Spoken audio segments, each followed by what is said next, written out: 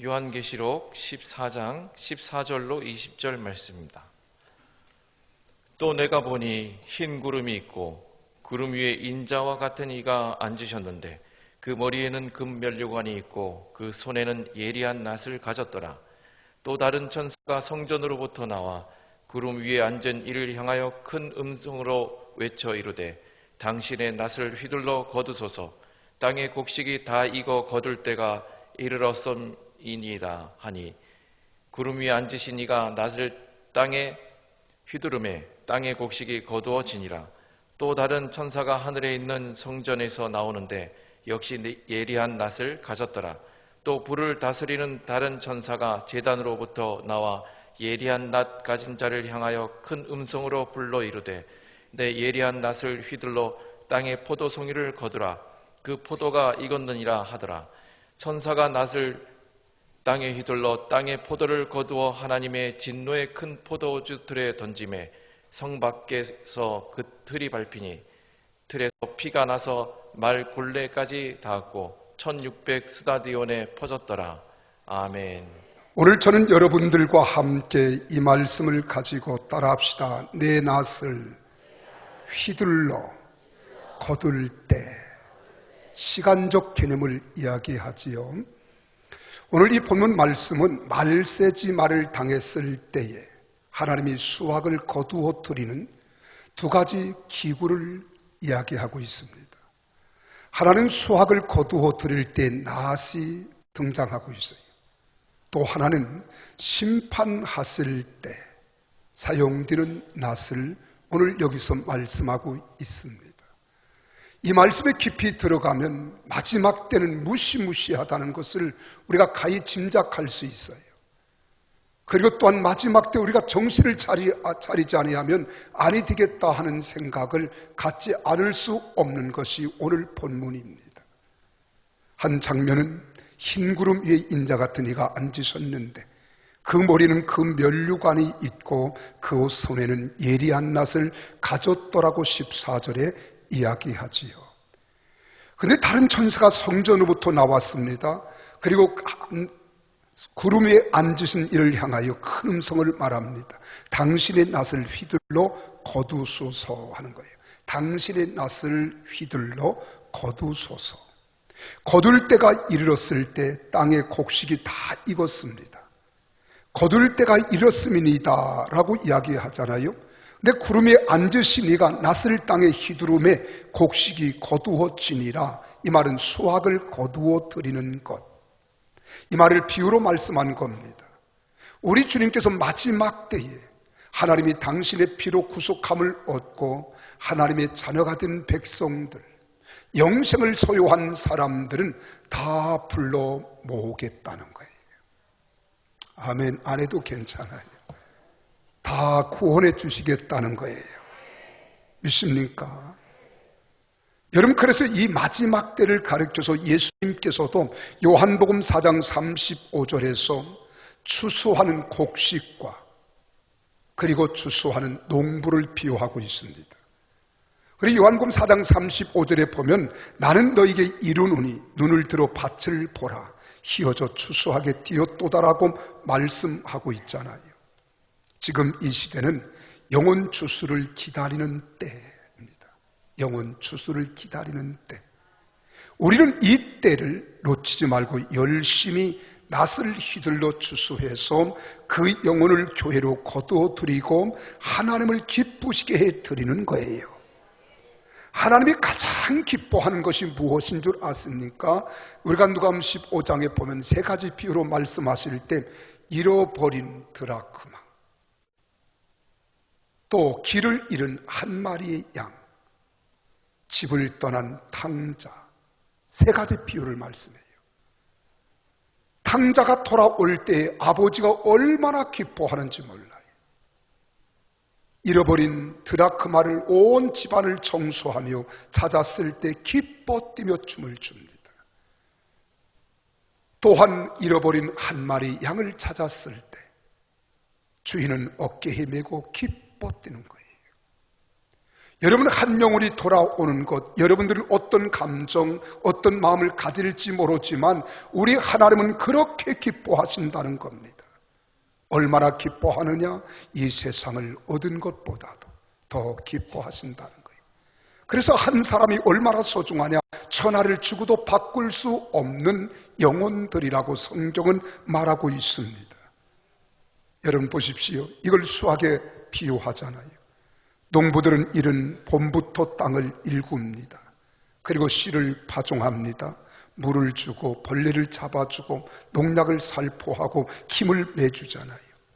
또 비를 주면서 땀을 흘리며 수고를 아끼지 않습니다.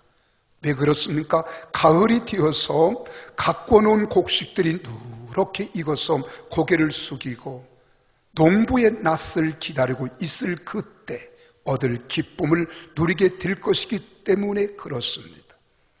이때 농부는 곡식을 갖고 오면서 흘렸던 땀과 피곤함과 괴로움을 다 잊어버립니다. 기쁨으로 그 곡식을 거두어 드리는 거예요. 그래서 이사야 9장 3절에서는 뭐라고 말씀하는 줄 아십니까? 추수하는 즐거움이란 말을 하고 있습니다. 영혼을 추수하는 즐거움은 농부들이 곡식을 거두어 드리고 기쁨과 비교가 안 되는 것, 이것이 바로 추수의 기쁨이요 추수의 감격입니다. 우리 교가 요즘 전도에 불이 붙었어요.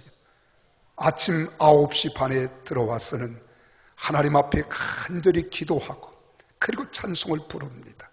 그리고 또 하나님의 능력을 구하는 기도를 하나님께 드려요.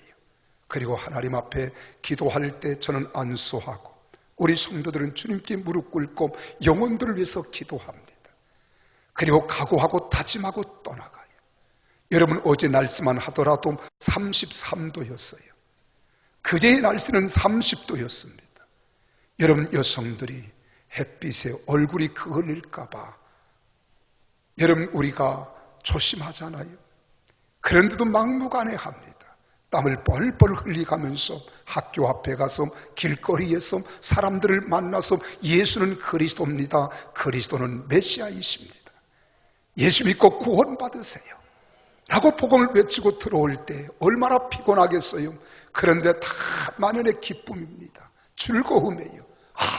전도하는 것이 이렇게 기쁜 줄 몰랐다는 거예요. 안 해본 사람은요 100번 이야기해도 몰라요. 해봐야 하는 겁니다. 그러므로 우리 성도들은 이 기쁨을 가지고 열심히 영혼을 추수할 수 있기를 주님의 이름으로 축복합니다. 또 하나의 다른 장면은 곡식을 거두어 드린 다음에 천사에게 명령이 내려집니다. 내 예리한 낫을 휘둘러 땅에 포도송이를 거두라. 그 포도가 익었느니라 하더라라고 18절에 이야기하잖아요. 거두어들인 그 포도송이 포도주 틀에 집어넣고 밟았더니 틀에서 피가 나서 말굴레까지 닿았고 1600 스타디온에 퍼졌더라고 했습니다. 여기 1스타디온은 183m입니다. 여러분 1600 스타디온은 얼마인 줄 아십니까? 294.4km예요. 그런데 이 피가 말굴레까지 닿았다. 무시무시한 것 아니겠어요? 근데 294.4km는 이스라엘 길이를 말합니다. 전역을 말하는 거예요. 이스라엘 전체가 294.4km입니다. 근데 그 넓이로 퍼진다는 겁니다. 이스라엘만한 넓이입니다. 성경학자들은 이것을 말하기를 적어도 이 피는 20억 이상의 사람의 피가 흘러야 이 정도가 될 것이라고 성경학자들은 이야기합니다.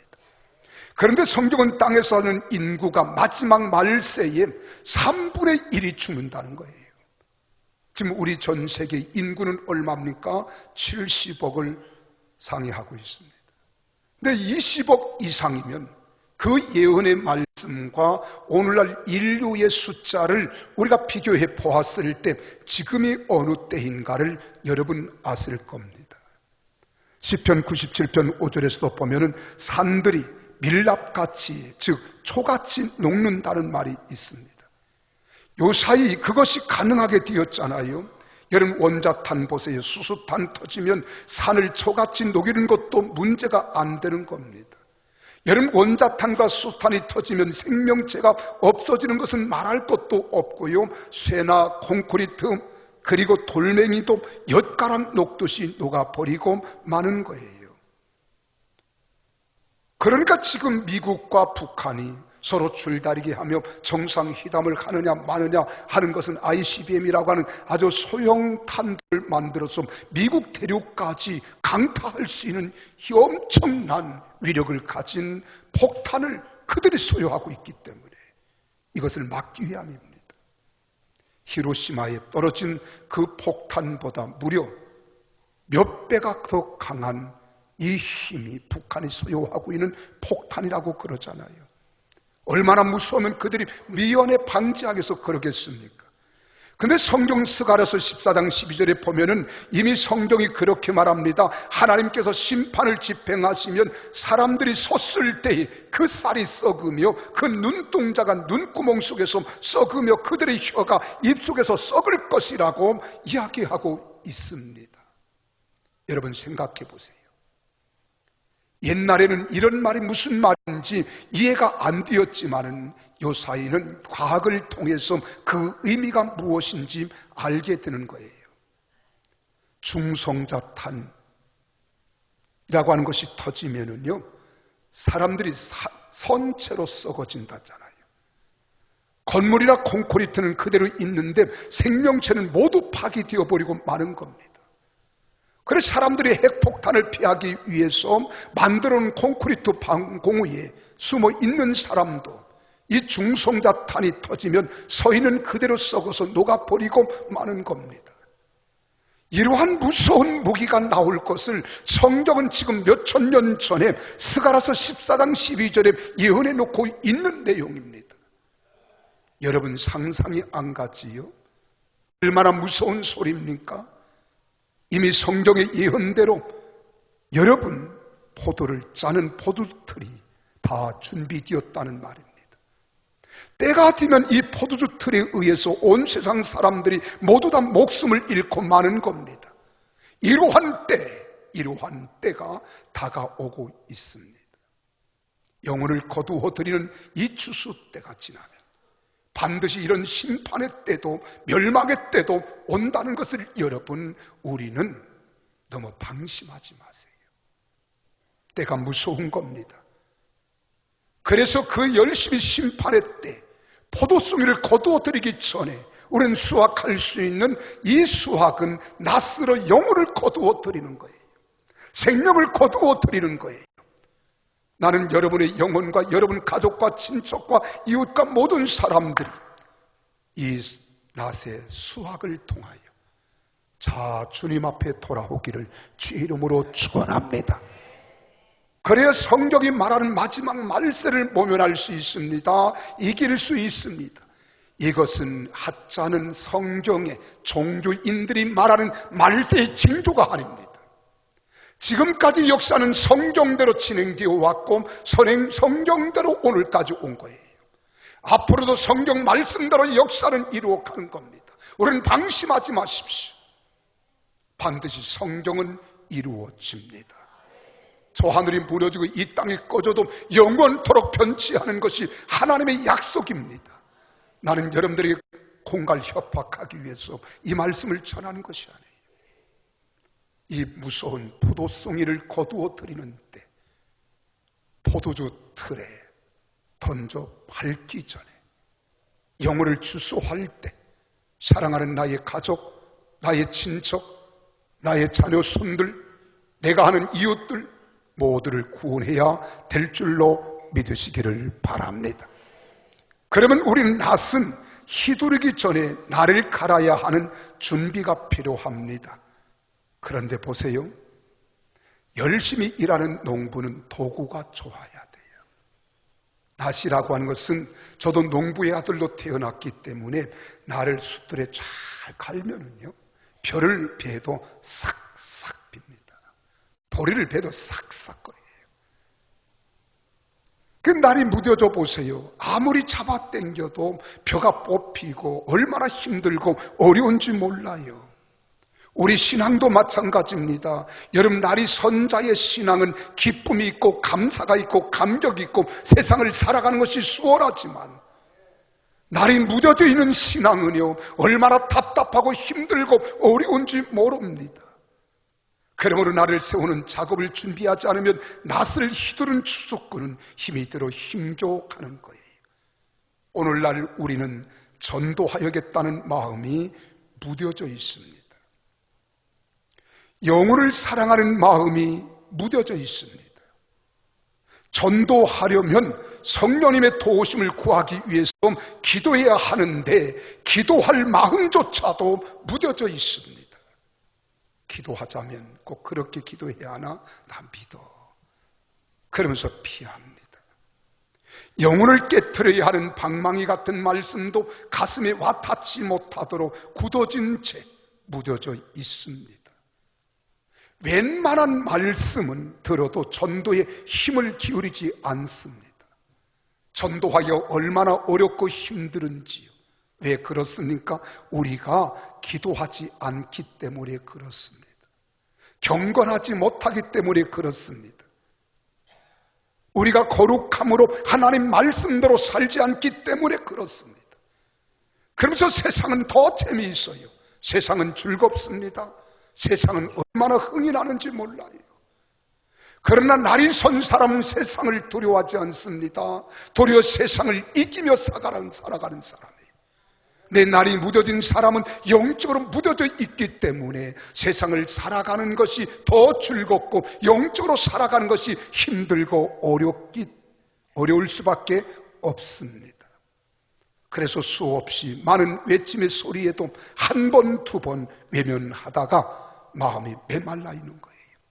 복음의 소리에 굳은 살이 배어 있어서 여러분 전혀 감각이 없습니다. 세상의 삶에 찌들려 있어서 세상 삶 때문에 예수 믿는 영적인 감각이 무뎌져 있다는 거예요.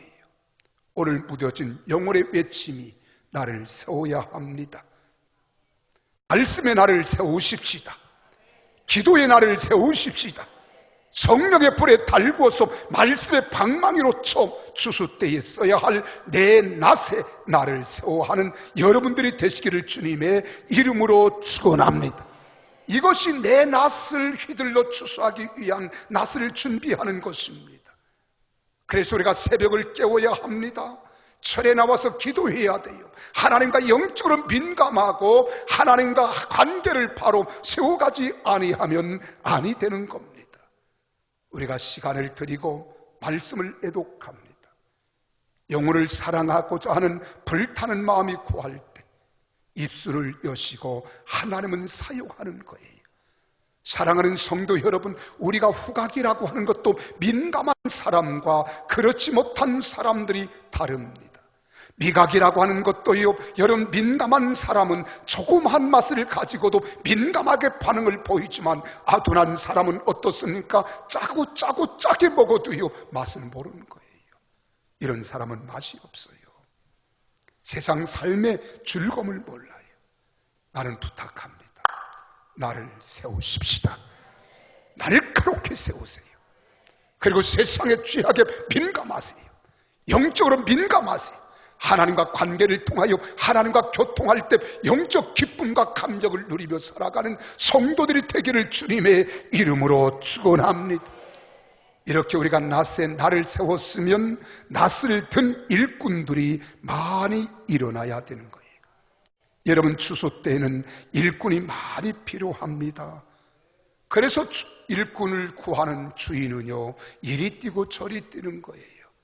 저는 농부의 아들로 태어났기 때문에 이 사정을 너무 잘 알아요. 시골에 가면 품앗이라는 게 있습니다. 내가 하루 일해 줄 테니 다음엔 네가 우리 일해줘. 근데 우리 농토가 좀 많이 있다 보니까요, 일꾼을 여럿이 두었는데도 이 한참 농번기나 수확기에는 사람 손이 모자라는 거예요.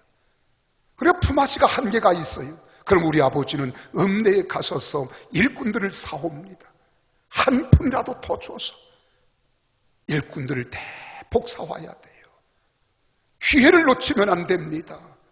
여러분, 파종할 때에도 때를 놓치면 안 되고요. 우리가 수확을 거두어 들일 때에도 때를 놓치면 농사 필용하는 겁니다.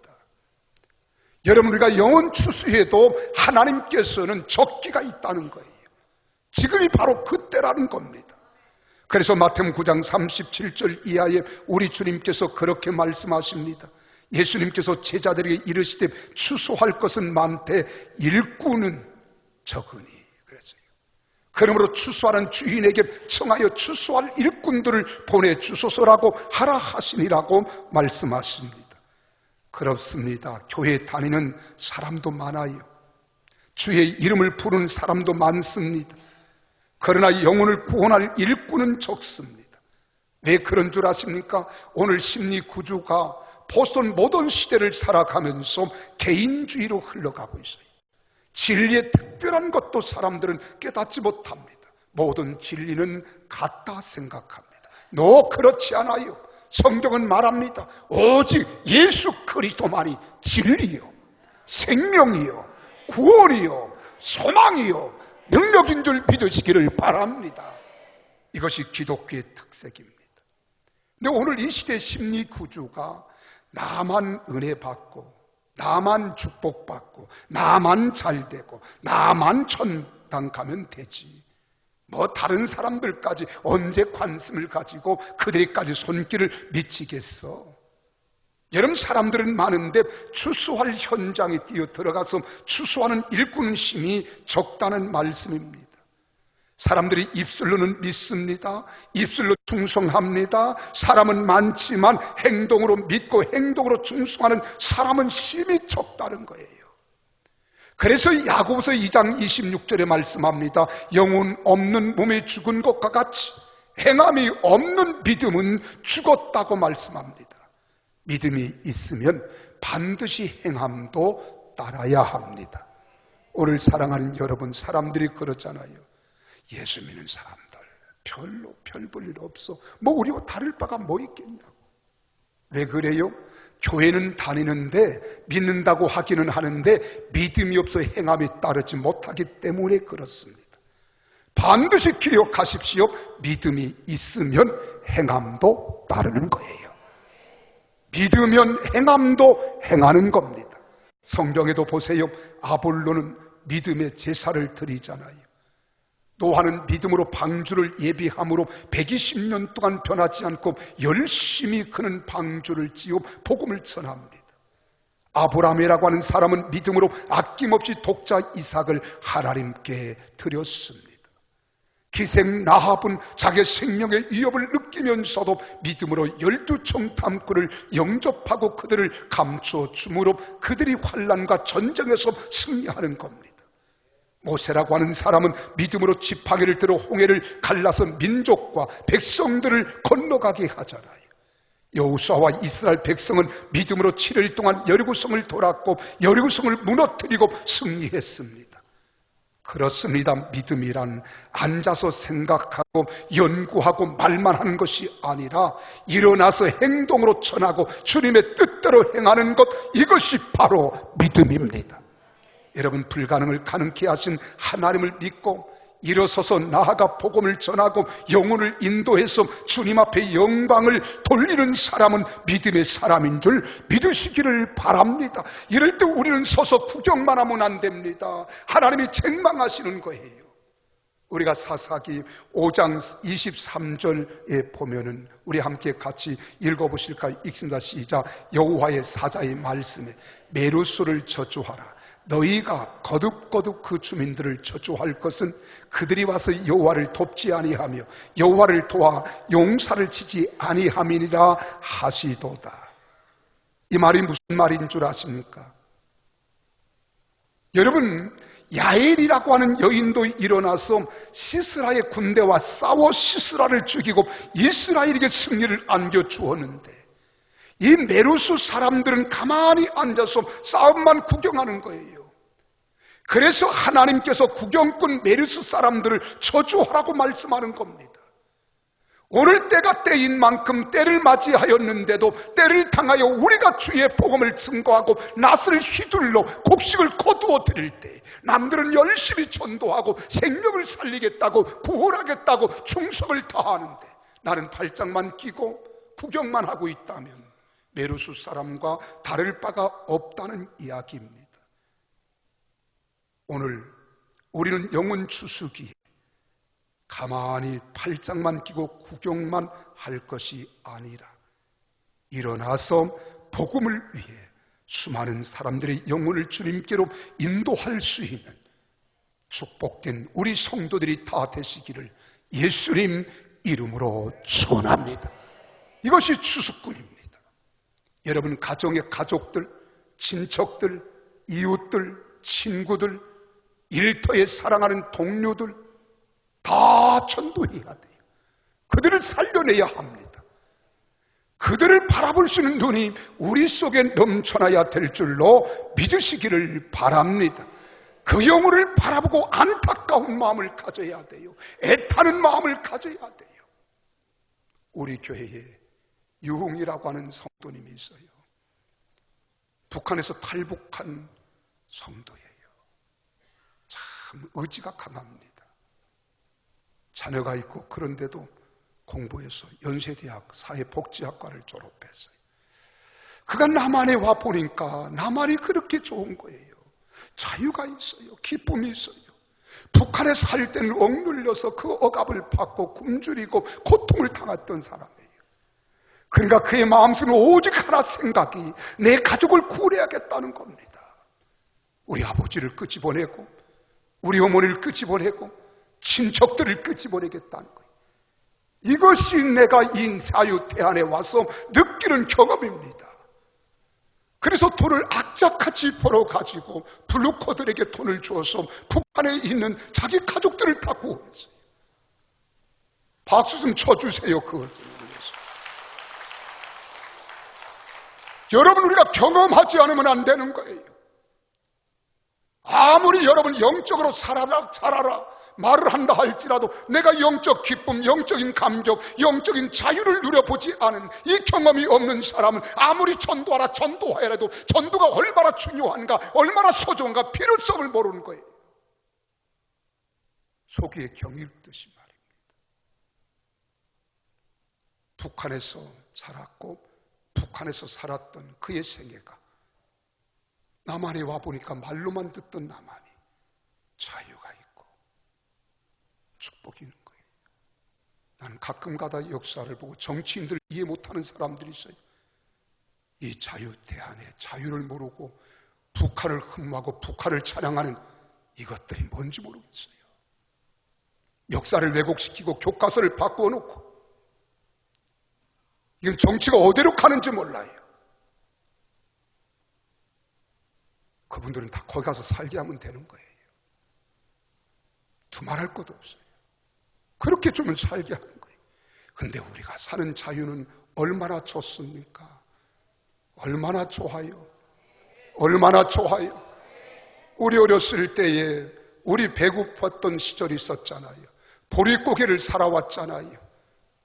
여러분, 우리 이렇게 입는 옷 한 가지 변변치 못해서 봄, 여름, 가을, 겨울 수고 한 벌만 입은 평생인 줄 알았어요. 런닝구 하나 탈코 구멍 나고 또 개어있고 양말 구멍 나면 또 밤에 어머님들이 또 개어주고 쌀밥 한 번 먹고 싶어서 그렇게 애타게 할머니 곁에 가서 쌀밥 노래를 불러도요. 지금은 쌀밥이 천지라서요. 당뇨병 걸릴까 봐 못 먹어요. 복의 교훈 줄 알아야 돼. 우리가 예수 믿으면서 자유가 뭔지를 몰라. 생명의 기쁨이 무엇인지를 몰라. 하늘의 영광이 무엇인지를 몰라. 이것이 안타까운 겁니다. 마지막으로 여러분 낯을 휘두르기 위해서는 기도하면서 성령의 권능을 받아야 돼요. 여러분, 우리가 낯이 아무리 세다 날카롭다 할지라도 잡아당길 힘이 있어야 돼요. 힘은 지식으로 되는 게 아니에요. 사람의 변명할 수 있는 것으로 되는 게 아니에요. 이건 하나님의 영으로 되는 거예요.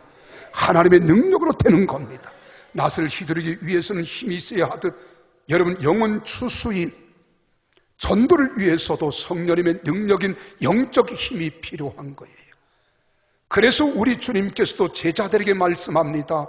여러분 사도행전 1장 4절에 보면 예루살렘을 떠나지 말고 내게 들은 바 하나님 아버지 약속하신 성령을 기다리라 하였고, 누가복음 24장 49절에부터는 위로부터 내리는 능력을 입히울 때까지 너희는 이 성을 떠나지 말고 이 능력을 받으라 하였고, 사도행전 1장 8절에서는 오직 그 성령이 임하시면 너희가 권능을 받는다.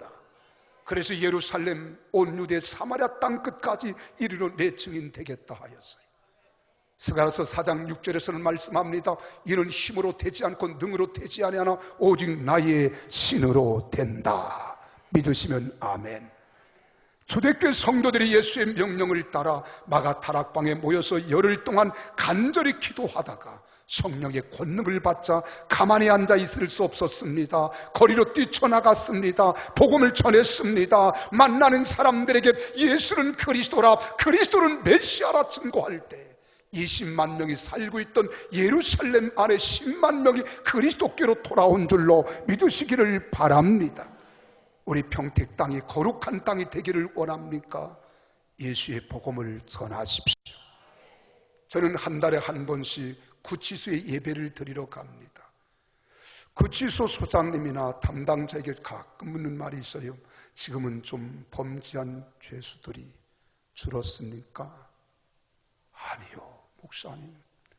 요즘에는 고아 상태입니다. 범죄자들이 줄어야 할 텐데 왜 이렇게 많아지나? 그분이 그래요. 인구는 점점 늘어나고 수용할 방이 모자란다는 거예요. 지금 문명이 발달하지 못했습니까? 문화가 발달하지 못했습니까? 혜택을 누리지 못합니까? 배우기를 못했습니까? 무식해서 그렇습니까? 그렇잖아요. 지금 최고의 문명과 문화를 우리는 혜택을 누리고 있어요.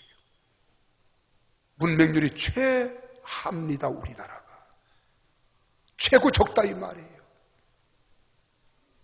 사람들은 얼마나 꾀가 많은지요. 범죄하는 쪽으로 죄가 많아요. 그래서 범죄도 이젠 고단수입니다. 고수들입니다. 웬만한 사람들은 거기에 들어가서 더 나쁜 것 배워가지고 온다는 말도 있는데 나는 안 가봐서 잘 모르겠어요. 여러분 세상이 지금 그렇잖아요. 우리 평택만 하더라도 48만이 살고 있습니다. 교회도 참 많아요. 나는 작년까지만 하더라도 650여 교회인 줄 알았는데 올해 종교인 세 때문에 세무시에 등록한 교회가 720개라고 하는 이야기를 들었습니다. 믿는 사람도 많아요. 그러나 아직도 안 믿는 사람들이 너무나 많습니다. 누가 이 많은 사람들을 그리스도께로 인도하시겠습니까? 주님은 고대하고 계십니다. 기다리고 계십니다. 오늘 우리가 성령의 권능을 받아서 열심히 복음을 전하는 낯을 휘두름으로 평택시의 영혼들을 추수하기를 기다리고 계신 거예요. 할렐루야. 우리나라에서 개신교인이 1000만 명이라고 하지만 아직도 낯을 기다리는 사람들이 너무 많습니다. 더 많습니다. 5천만 가운데 1000만이면 20%밖에 되지 않습니다. 우리가 열심히 낯을 휘둘러서 평택시를 성시화하고 거룩한 도시를 만들어서 민족을 복음화하며 남북 통일을 하루속히 앞당길 수 있는 우리 성도들이 되기를 주 이름으로 축복합니다. 우리 한국교회가 기독교 134년 만에 이렇게 많은 사람이 예수를 믿고 하나님을 말씀대로 열심히 기도하고 전도하며 살아가는 모습을 우리가 봅니다. 그러나 지금 갈수록 믿는 자는 줄어들어요. 세상이 좋다는 겁니다. 또 세상 사람들은 믿는 자를 통해서 귀감이 되고 본이 되는 모델이 될 만한 크리스찬들을 찾기가 심히 어렵다고 말합니다. 우리가 선교의 사명을 다하지 못하면 경제 성장도 물질의 축복도 거두어 갔을 겁니다. 그러므로 우리는 기도하여 성령 충만 받아 권능 받읍시다. 성령의 권능을 받으면 복음의 능력 전도자가 될 줄 믿습니다. 낯을 휘두르는 말세지 말의 추수꾼이 됩시다. 우리 평택시 속에 들어와서, 아니 민족 속에 들어가서 역사하는 모든 귀신의 세력, 흑암의 세력은 예수 이름으로 몰아내고 복음의 깃발을 세웁시다. 그리고 거룩한 도시로 만들면 흑암의 세력인 어둠의 영이 떠나가고 죄악이 사라지며 밝고 아름다운 거리가 될 줄로 믿습니다. 여러분, 민족적으로도 나라가 안정될 거예요. 번영할 겁니다. 세계 속에 십자가를 우뚝 세우는 평화의 나라가 될 것입니다. 이 일만이 우리 민족의 살 길이며 소망이고 평화 통일을 가져오는 기름길인 줄 믿으시기를 바랍니다. 사람은 할 수 있는 것 같지만 하지 못하는 게 너무 많아요. 이거 하나 되면 저거 이루어질 것 같지만 아닙니다. 보십시오. 여러분 잘 아는 문재인 대통령, 오직 평화 통일만 주장하다가 지금 한 구석에서 경제가 무너지는 것은 모르고 있습니다. 평화 통일만 되면 경제 일어난다고요? 그렇지 않아요. 사람은요, 단순한 구주예요. 전부를 다 할 수 없습니다. 잘할 수 없습니다. 그러나 하나님은 우리가 영혼을 살리고 하나님 뜻대로만 살면 모든 것들을 하나님께서 균형을 이루어 주실 줄 믿으시기를 바랍니다. 그래서 영혼이 잘 되면 범사가 잘 되고 강건하는 복을 내가 주시겠다고 약속하신 거예요. 우리 하나님 앞에서 나가도 복을 받고 들어와도 복을 받고 성읍에서 복을 받고 들에서 복을 받고 외양간의 양무리가 복을 받을 것이며 떡반죽 그릇이 복을 받는 것도 하나님 앞에 순종하는 길밖에 없는 줄 믿습니다. 사랑하는 성도 여러분, 우리 모두는 낯을 휘둘러 추수하는 일꾼이 되기 위해 열심히 기도해야 합니다. 말씀을 깊이 묵상해야 합니다. 그리고 나를 세워야 합니다. 우리 모두 낯을 든 추수꾼을 많이 세우고 말과 행동이 실천되는 실행주의자가 되어야 되는 거예요. 이는 인간의 방법과 힘으로 되는 것이 아니기에 성령의 권능을 받아야 돼요. 도우심을 받아야 합니다. 그리고 하나님이 들려주는 능력의 낫을 손에 들고 나아가십시다. 주님이 여러분 모두에게 전도의 낫을 성령 안에서 들려주실 겁니다. 이 전도의 낫을 어떻게 하시렵니까? 묵혀두셨다가 책망을 받으시겠습니까? 아니면 나를 세워 휘두르시며 추수꾼의 대열에서 충성하는 전도자가 되시겠습니까?